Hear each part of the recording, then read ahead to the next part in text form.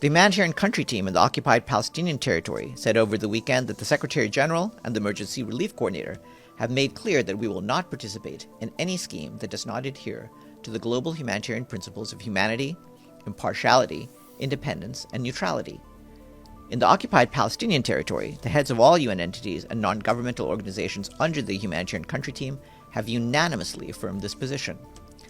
The country team said that for 9 weeks now, Israeli authorities have blocked all supplies from entering Gaza, no matter how vital to people's survival. Bakeries have shut, community kitchens have closed, warehouses stand empty, children have gone hungry. The team said that the design of the plan presented to them by Israel will mean large parts of Gaza, including the less mobile and more vulnerable people, will continue to go without supplies.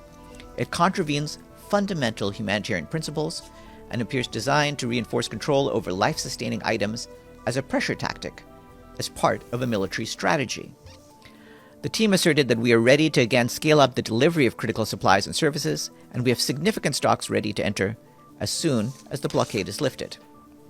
Meanwhile, the Office for the Coordination of Humanitarian Affairs warns that airstrikes and other attacks continue across the Gaza Strip, with reports that scores of people were killed and hundreds injured over the weekend. This includes children and other civilians. Our humanitarian colleagues tell us that robbery and looting have become a daily reality, especially in and around Gaza City. And that's parallel with the depletion of supplies. Businesses are being targeted. There have also been attempts involving UN warehouses, and in most of those cases, our guards have managed to stop them, or the looters have found the warehouses already empty after more than 2 months of total blockade. Last week, we mentioned that water pumping and sanitation systems in Beit Lahiya in North Gaza Governorate had gone down because fuel had run out. Those services are still not back, as fuel remains unavailable. And to make matters worse, on Friday, a major water line from Israel was damaged, cutting the water supply to northern Gaza, including Gaza City, by half.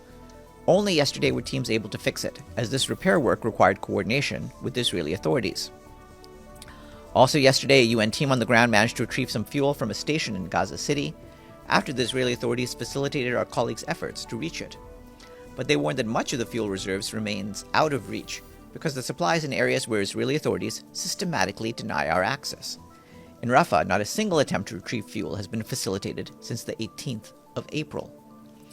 OCHA reminds us that fuel is essential not only to power water wells and treat sewage, but also to keep intensive care units and ambulances running, just to name a few of the life-saving services it keeps going.